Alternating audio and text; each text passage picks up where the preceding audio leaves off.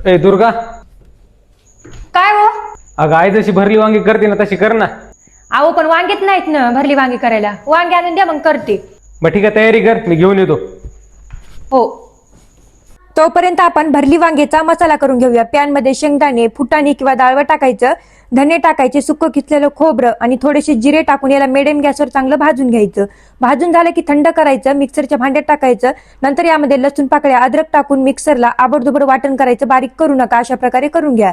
नंतर या वाटणामध्ये लाल तिखट, कांदा लसूण मसाला, धना पावडर, हळद पावडर आणि गरम मसाला टाकायचा. चवीप्रमाणे मीठ, बारीक चिरलेली कोथिंबीर टाकायची. 1 चमचा पाणी टाकून सर्व साहित्य चांगलं मिक्स करायचं. आपलं भरले वांग्याचा मसाला तयार आहे. तोपर्यंत आपले वांगे पण आलेले आहेत, मस्त कवळे आणि ताजे. त्याचे काटे काढून घ्यायचं, थोडंसं देठ कापून घ्यायचं आणि वांगी 4 भागात कट करून घ्यायचे, जसे व्हिडिओमध्ये दाखवते त्याप्रमाणे. आणि एकदा स्वच्छ पाण्याने वांगे धुवून घ्यायचे. नंतर काय करायचं, यामध्ये जितका बसेल तितका मसाला भरून घ्यायचा. बघा वांग्यामध्ये संपूर्ण वांग्यामध्ये मसाला भरून झालाय. राहिलेला मसाला राहू द्या, पुन्हा आपल्याला फोडणीसाठी लागणार आहे. आता पॅन मध्ये तेल टाकलंय, जिरे मोहरी टाकायची, वांगे टाकायचे, राहिलेला मसाला टाकून चांगलं मिक्स करून घ्यायचं. अर्धी वाटी गरम पाणी टाकून पुन्हा चांगलं मिक्स करायचं. झाकून याला शिजून घ्यायचं. शिजल्यानंतर वरून बारीक चिरलेली कोथिंबीर टाकायची, मिक्स करून घ्यायचं.